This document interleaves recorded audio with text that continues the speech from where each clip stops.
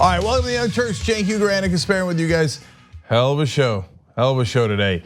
So in the second hour, Matt McGrory, he is in Orange is the New Black, so you might recognize him from that. Also, How to Get Away with Murder. He's gonna join us for the full second hour. Plus, I'm gonna do the conversation with him, talk about his career and more importantly, a new progressive organization that he set up, which I love. And I will confront him about how he left Daya. I mean, come on, get it together. All right, I mean, yes, well, so that's apparently going to happen. All right, don't miss tomorrow's show because there's a dramatic announcement about the Justice Democrats. Justice is coming, and now, last week they announced the 7 current Justice Democrats, they've re-endorsed them. Well, this week we begin the new endorsements, and by definition, they're running against Democratic incumbents. Drums. So lots of drama coming your way. It's gonna be announced on the Young Turks tomorrow at the top of the show. Don't miss it. Comes the first announcement, one of many. So Washington, this time you buckle up and brace for impact. So that's coming up tomorrow. I won't pull a Trump because I have the announcement in my hand, but I will not wave it around so you can see it. That's literally what happened, and one of the stories we're gonna get to in a little bit. And Bernie Sanders gave a really important speech about democratic socialism. We're going to share that with you a little bit later. So far, the media coverage of it has been abysmal, as usual. So we're gonna actually show you what he said. Because we do, apparently we do journalism here. And apparently it's a little bit better than the rest of the country, which is a bit stunning and embarrassing for them. Anyway, but before we get to Bernie Sanders and Trump's clownishness, interesting developments. So we asked you guys to be volunteers for the TYT Army and have you guys ask for presidential candidates to take the Progressive Pledge. Boy, do we have a spectacular case of it today. Boom, right out of the gate. So one of you guys asked Governor Inslee whether he would take the pledge.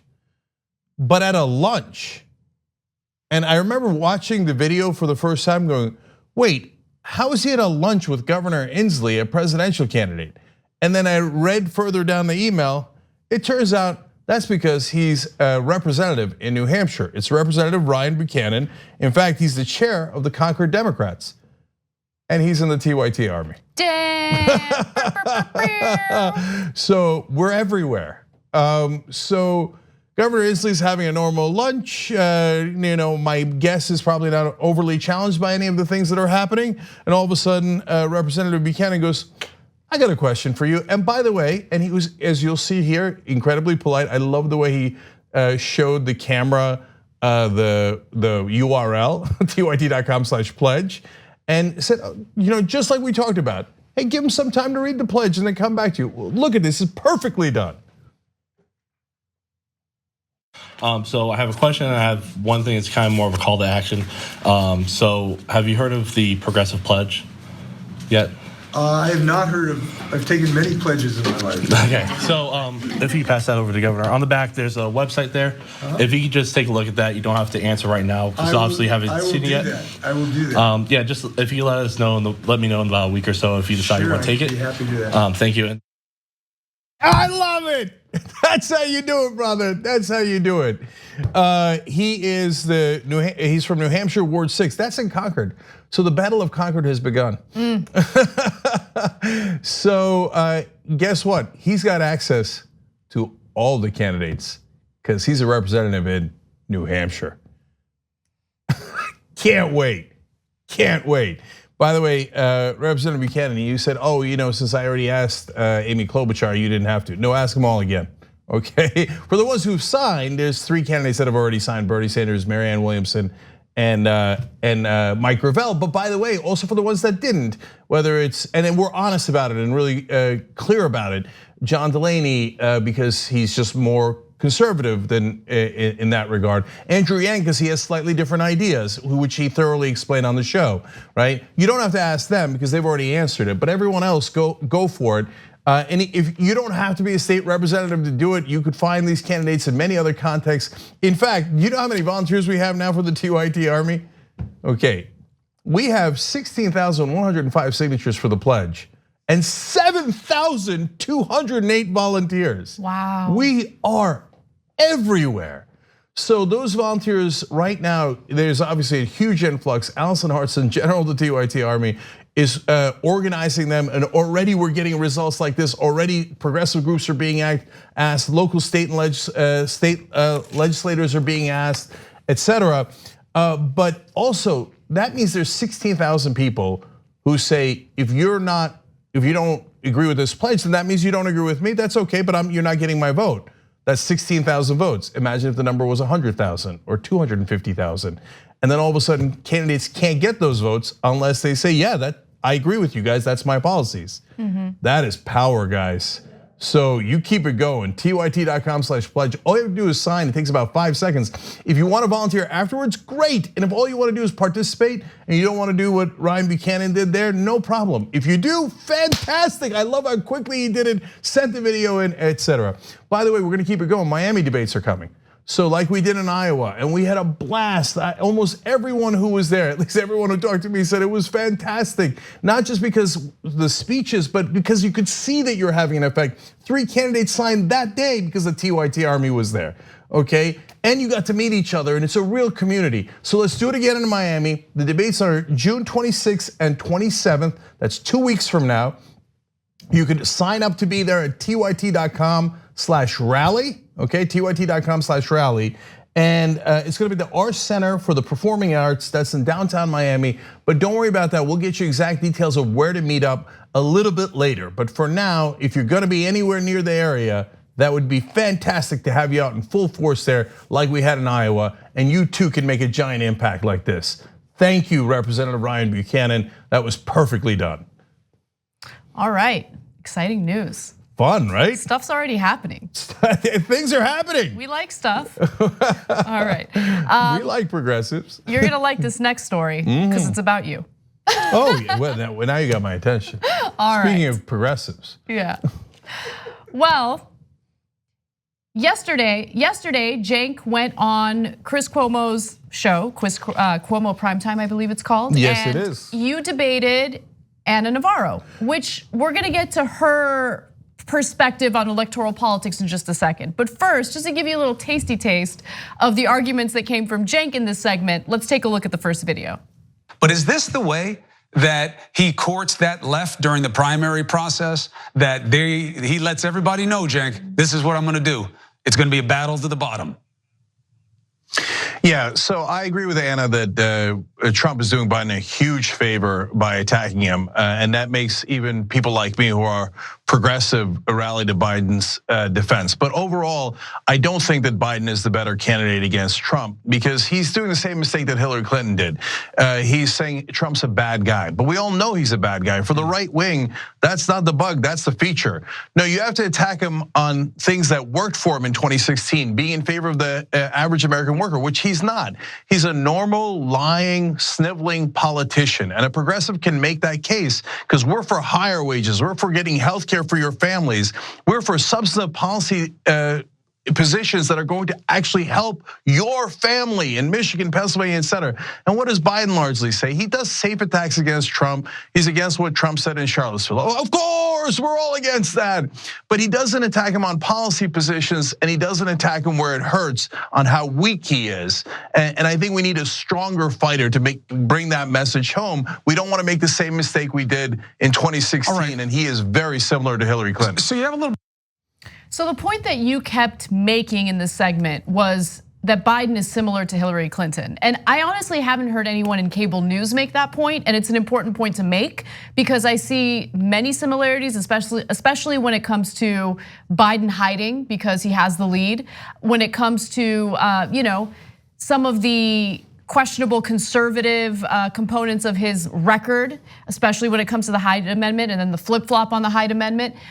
I just see the Democratic Party, and I'm talking about the party as the establishment, kind of pushing for a candidate which would lead to very similar results, in my opinion, that we saw back in 2016. I think that Biden might have misunderstood the Hyde Amendment, that he thought it was like hide and seek. So he's still hiding. So look, the reason they don't want him out there is because he keeps saying the things that he believes. They're not stumbles, they're not faux pas.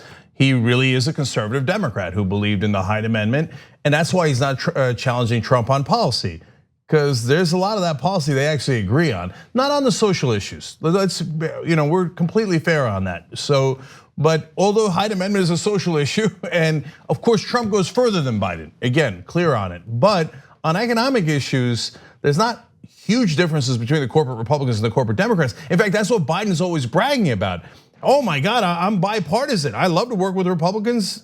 Well, we don't like the results of you working with Republicans. It's on Republican turf, which is what we're gonna get to next. But Anna, that's why I want to continue to give Chris Cuomo a lot of credit because he's having different voices on, right? And, definitely. Yeah, and you know why nobody's making the case that Biden's exactly like Hillary Clinton both in his policies and not wanting to address the issues?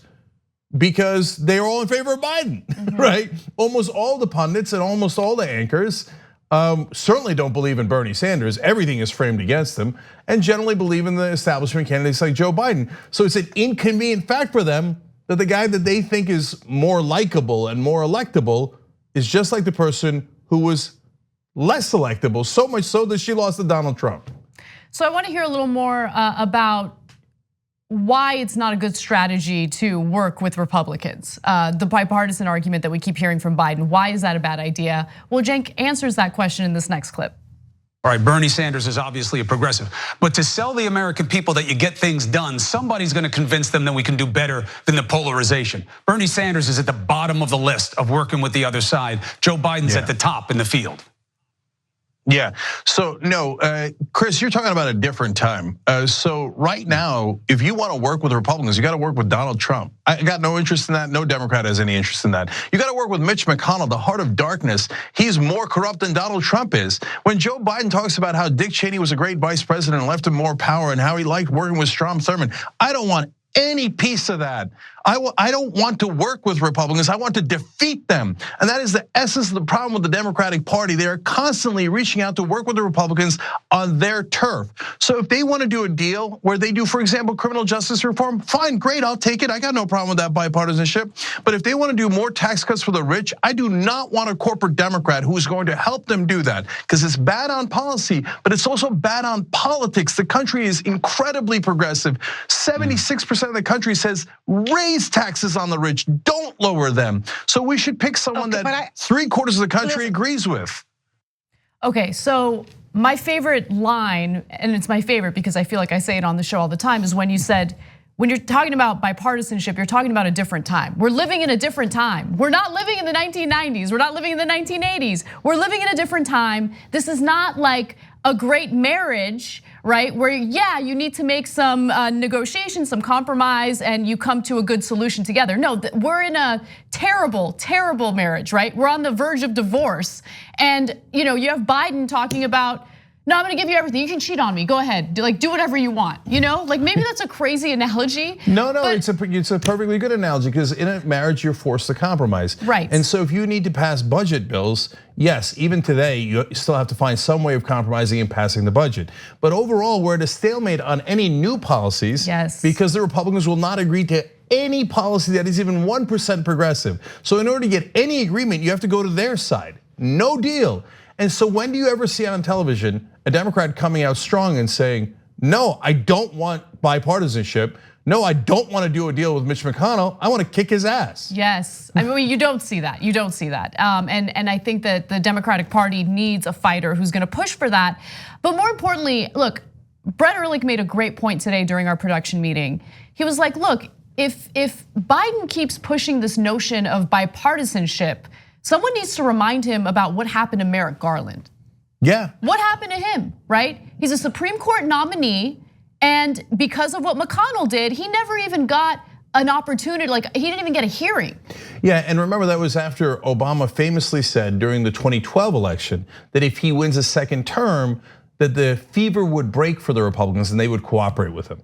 Instead, they did the exact opposite. They doubled down on their obstruction and broke every record there was on obstruction. So I can't believe Biden hasn't learned that lesson, because he's just set in his ways. His idea is, I do what Republicans tell me, and then I congratulate myself, and so does the rest of the media. So again, one more time, that's why I think CNN is doing something really interesting here by letting progressives on, and Cuomo's leading the way. So he's letting on people who are saying things that no one else on television is saying. It was a fascinating exchange, and we're gonna get to Ana Navarro in just a second. But right before your segment, I was listening live because I was driving home, and Cuomo had Bill Maher on. Now, there are some serious issues that I disagree with Maher on, right? So he is a centrist and he believes that the majority of Democrats are centrist.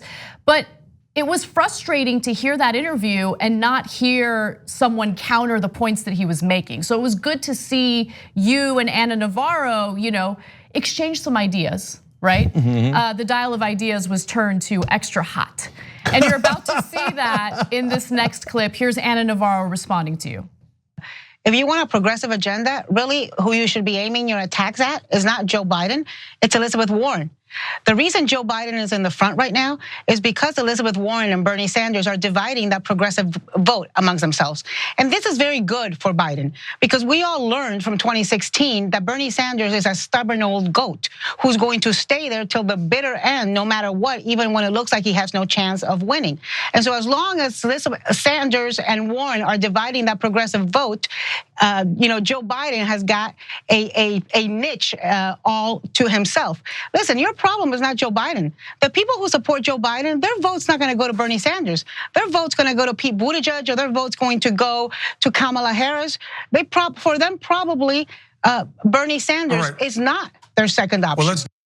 So you didn't get an opportunity to respond to her because they ended the segment following her comments, but I want to give you an opportunity to respond now. Yeah, and by the way, you can watch the full segment so you can see all of Anna's comments. I wish CNN would put it up and we could promote it, but so we put it up on tyt.com, so under special coverage, so you can watch the whole thing. So, but now finally I get to respond to Anna because we ran out of time. So look, when you call Bernie Sanders a stubborn old goat, half of that is completely wrong, and the other half is actually right, and part of the reason why we like him. So let me explain. When she said he didn't get out of the race when it was already over, I don't agree with that at all. It wasn't over till California, and then after California, he got out of the race, and some of his supporters were upset. But at that point, it was over. There was nothing to get upset at. And then he went and turned around, and I think he did 53 rallies for Hillary Clinton.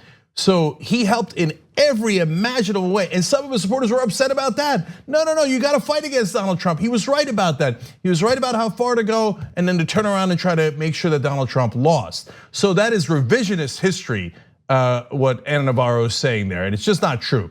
On the other hand, when you say he's stubborn overall, yeah, that's true. But that's a good thing. Now, why is it a good thing? Because he says, these are my principles, and I don't care how many people in Washington and how many people inside the club and how many lobbyists and consultants tell me I'm wrong, I'm not gonna change. I'm for universal health care coverage. I was for that 40 years ago, 30 years ago, 20 years ago, 10 years ago, and I'm for it now. I'm for higher wages, I'm for Green New Deal, etc., for fixing their environment, for all these issues that he's been fighting on. If he wasn't so stubborn, then they would have already moved him. They would have already made him a centrist. They would say, oh, come on, you're disrespecting your colleagues. You're the only one voting for these progressive policy ideas. Why don't you just be a team player? Well, him being a stubborn old goat is what got him here. And why people like him in the first place. Look, I haven't picked a candidate yet, but if you were going to vote based on that, you'd vote for the goat, okay? For sure, I mean, look, his consistency is pretty incredible because he has been on the record fighting for or defending policies before they were even considered popular, trendy, or reasonable, right? So we gave you the example of what he had said in a local paper back in 1972, prior to Roe v. Wade. He was pushing for reproductive rights for women, saying that the government should have absolutely no say over what a woman does with her body. That was not a popular position back in 1972, but he had that position and he aggressively shared that message and fought for it. And same goes for the Violence Against Women Act, even though he somehow still gets a bad rap from so-called women who I actually think they're political operatives who are just trying to smear him. But they are in fact women, to be fair. Sometimes they are women, yeah, definitely. You said so-called women. But I know. I shouldn't have said it that way. So-called feminist is a better way to put it. But what I'm trying to say is they keep trying to smear him as if he's somehow against people of color or he's against women, even though he's been fighting for civil rights. I mean, he's been fighting for reproductive rights. He's been fighting, more importantly, for economic justice, which impacts every single group in America. And so that consistency is the stubborn part of him, and I love it. Yeah, so last couple of things here, because I want to address her saying that Bernie Sanders supporters should be attacking Elizabeth Warren. I don't agree with that. But first of all, on the stubbornness part, look, he was for marriage equality for gay Americans decades before Hillary Clinton, Barack Obama, Joe Biden. They made such a big deal out of Joe Biden when he was vice president saying, hey, I think we should go towards marriage equality. Bernie Sanders had said that, 20, 30 years ago. Yes. So if you're gonna give Biden, and everybody was like, oh, Biden, I can't believe, in the year 2015, he's for marriage equality. Whoop-de-frickin-do. Look at the actual record. And then Bernie Sanders on civil rights, are you kidding me? He chained himself to an African-American woman. He led sit-ins in University of Chicago. They went and did task forces to expose racial discrimination in housing. He did any of that before he was a politician, okay? So that people's record are clear. And also, by the way, GOAT stands for greatest of all time. So they should be careful who they're calling a GOAT. So now on to Warren. Look, Anna Navarro, again, she's overall a smart person, interesting person to debate with here. She's a conservative, she's turned on Trump, but she is conservative. So of course she wants the Democrats to pick the single most conservative candidate they could possibly have. She's a Republican, right? So of course she's not gonna be favorable of progressives. She's gonna say pick someone closer to Marco Rubio and Ted Cruz. Well, we don't want that, we're progressives. So she's actually wrong. If you look at the polling, and her point is understandable and seemingly logical, but if you look at the polling, a lot of Biden supporters do go to Bernie Sanders. Yeah, so let me give you some interesting findings.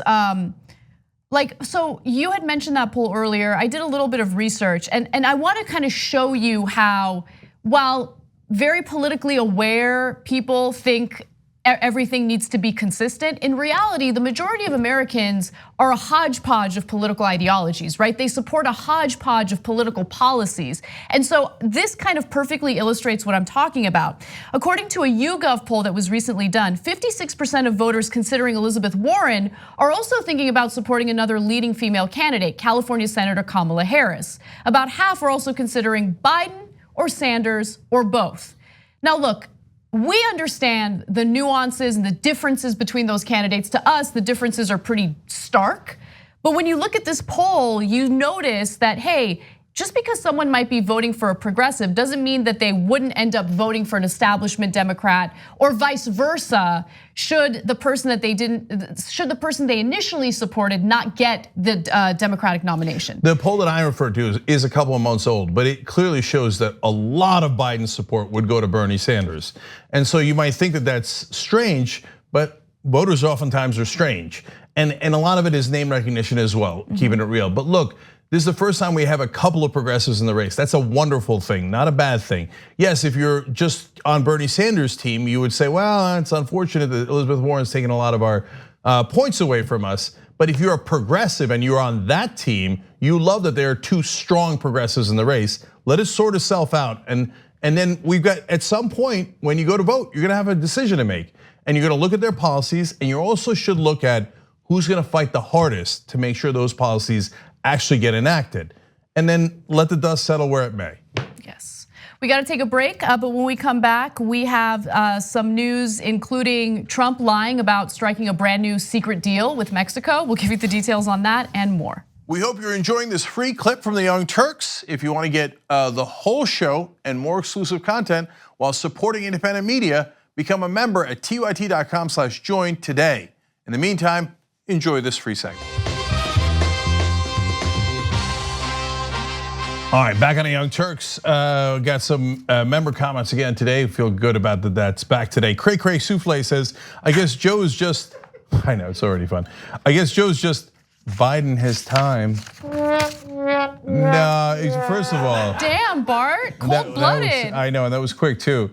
It's like he was ready for it. I know. What a hater. And by the way, I've used that pun for years now, so I'm right there with you, Cray Cray Souffle. Marie, by the way, that name alone. Awesome. You win. Right. Are you tired of winning it?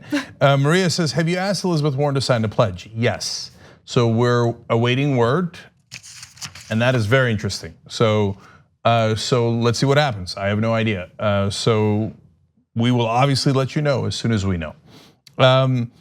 Sartorial Narwhal says, I love seeing Cenk, Anna, and any other TYT host actually getting to voice a progressive perspective on the mainstream media. I wonder if Cenk's recent bookings are due to the Project Amplify at all, or if the bookers are just looking for progressive pundits as the primaries begin to heat up. No. You've been fighting for it. Yes, you guys made a huge difference as always. Project Amplify in that sense totally worked. No, we had to kick down the door to get in. And so look, like Dylan Ratigan did at MSNBC, Chris Cuomo at CNN is doing wonderful stuff by letting progressives on. But it was not an easy process, and Project Amplify definitely helped. So if you're a part of that, thank you. You got all of our voices on mainstream media. You're amazing, okay? Now, here more puns. I bathe in a very stable genius's tears says, Biden is Jekyll, his politics are Hyde. Okay. I like it. Kim R with an uncomfortable question for me. So Cenk, is Anna Kasparian going to be attending the Miami rally? Give the people what they want. I agree with her. You should totally give people what they want. There are viewers. They support the show. We gotta give back. I'm done with these comments, okay? Okay. You guys, let's amplify that message. All right, we'll see. No decision's been made yet. I have to go talk to the committee. You guys are the committee, okay? Well, tell them what you want. That's a good point. Yeah. That's a good point. All right, everybody. Well, let's tyt.com/rally. We're going to see you in Miami. Okay, some of us are going to see you in Miami. Okay. Let's go. We got to do the news. We got to do the news. What's All next? right. Donald Trump claims that he has struck a very secret deal with Mexico, which is why he has decided to call a press conference to share no details about this so-called secret deal. Take a look. Do you have an agreement with Mexico to become a safe third country for asylum seekers? That's the agreement that everybody says I don't have. So, no, because I'm going to let Mexico do the announcement at the right time. From Mexico, they want to go through, but here's the agreement. It's a very simple agreement. Wait till you see what happened. Okay. So it ended up being an invoice for overdue loan payment charges. I'm just kidding, it's not. But I thought it could be because of course, right? Like anyone can pull any paper out of their pocket and be like, oh yeah, I got a deal. Yeah, by the way, who would have thought I got a deal? I got a deal. You did, okay. Rush Limbaugh used to do that trick all the time back in the day when he was relevant. On the radio, he would say, ladies and gentlemen, I have just received, and he would do this with the paper. I've just received the facts. First of all, how do we know you're on the radio? Second of all, so what? Your buddy faxed you something. But that doesn't prove anything, right? Yeah. So I have a piece of paper, but as it turns out, it was the real piece of paper that the knucklehead shouldn't have waved in the sun because people took a picture of it and read it. So a Washington Post photojournalist by the name of Haben Botsford took a photo of it and of course was able to zoom in and get some of the information that was contained in that document. So I'm gonna read that to you in just a second. But first, I wanna go to the second clip of Trump talking about a so-called deal, which actually is nothing new. And I'll give you the details on that too. Take a look. If they bring the numbers way down, we won't have to. But this is my option. It goes into effect when I want it to, but I have a lot of respect for the president of Mexico. I have a lot of respect for the people we dealt with, so I don't want to do that. And they have to go back to Congress to get that approved. This will go into effect, and it's my option. It's not Mexico's, but it will go into effect when Mexico tells me it's okay to release it. Okay, so he made a bunch of stuff up. There were little kernels of truth there that I will point out to you in just a sec. But look, there hasn't been anything new negotiated, right? There is nothing new in the deal, which is why he keeps saying that it's a secret deal. Why would there be a secret deal? First of all, you think Trump, if there were any new components of this deal, you think Trump wouldn't go out there and like be boastful about it and give you all the details? Of course he would. He wouldn't call it a secret deal. He'd be telling everyone, right? He would go on an international tour to talk about how he finally accomplished the first deal of his presidency. Yeah, so here's what happened instead. It turns out the Mexican government, even before this one was in place, so two different administrations in Mexico have had a backdoor diplomacy, if you will, with the Trump administration, with apparently the most important diplomat, not the Secretary of State, but Jared Kushner. So this is so sad. Trump doesn't use any of the official government. Like a dictator, he only uses his family because they're the ones who could be trusted, okay? So they reached out to Jared Kushner when Donald Trump started tweeting. He's like, I'm gonna do these tariffs and stuff. And they're like, hey, Jared, the deal that we did a couple of months ago, can we just call that the New Deal? And Kushner apparently was like, yeah, sure, that's fine. And it worked. It totally worked. But the thing is, Trump, and part of the reason it worked is not because Trump is in on the game and he's like, okay, well, this will look like I'm a tough guy and we still have the deal, but I'll get good hype and marketing out of it. No, he doesn't know. So they just put it in front of him. They're like, okay, here's the new deal. And he's like, oh yeah, look at me, I got a new secret deal. Now it's my option when we announce it, but Mexico's gonna announce it whenever they want, but it's my option. Okay, and here it is. So I have to make a correction on a story that we actually reported on earlier when you weren't here, Cenk.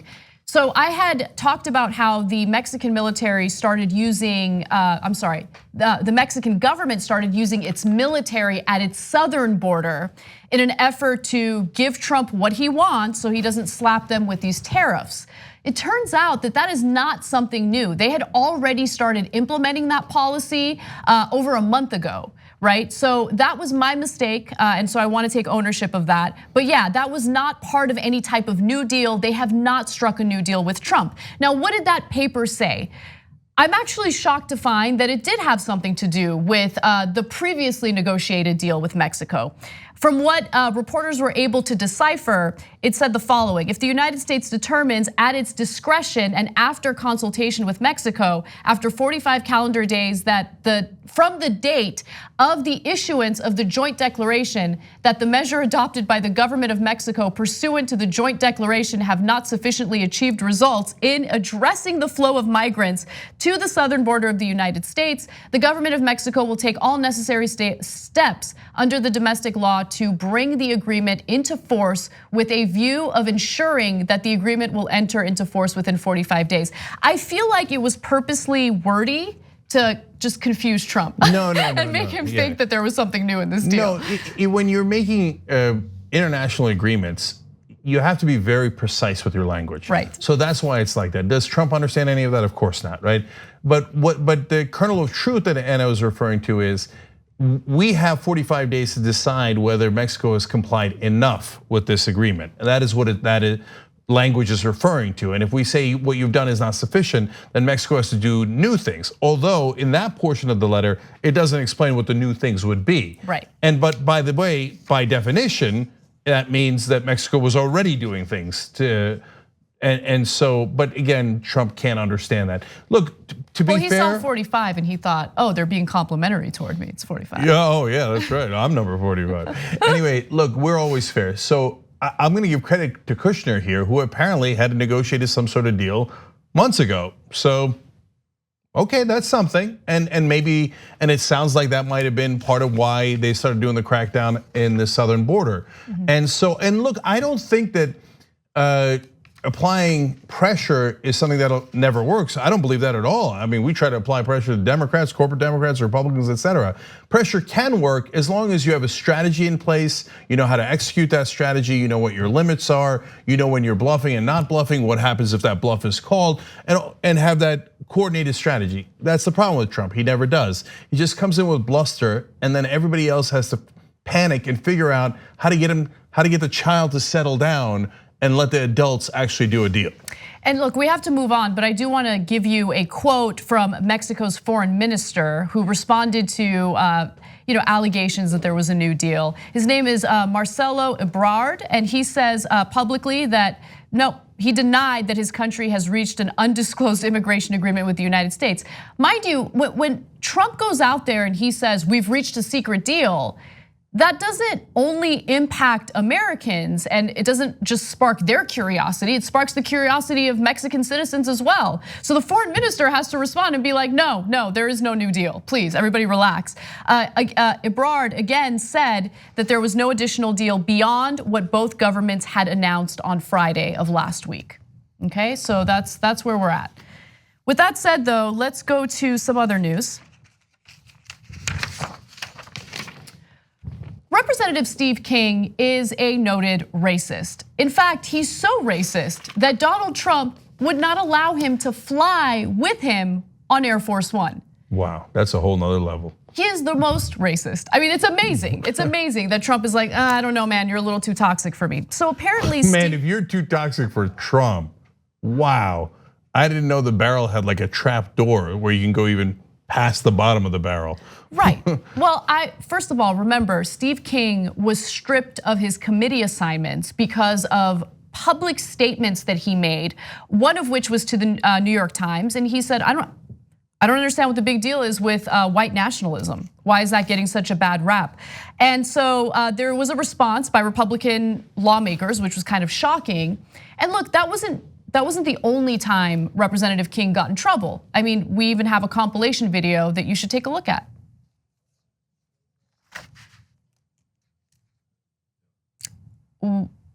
Okay, it's video 3.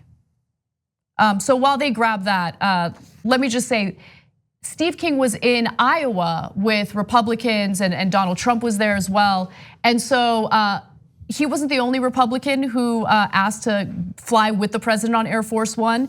There were others, including Joni Ernst and also Deb Fisher of Nebraska. They were able to do it, but King was told, no, you can't. No, this is definitely an official snub. There's no question about it.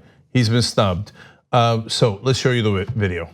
We have to do something to increase our birth rate, or the vacuum that's created will be filled by people that don't believe in our values here in Western civilization. For everyone who's a valedictorian, there's another 100 out there that they weigh 130 pounds and they've got calves the size of cantaloupes because they're hauling 75 pounds of marijuana across the desert. You cannot rebuild your civilization with somebody else's babies. You've got to keep your birth rate up, and that you need to teach your children your values, and in doing so, then you can grow your population.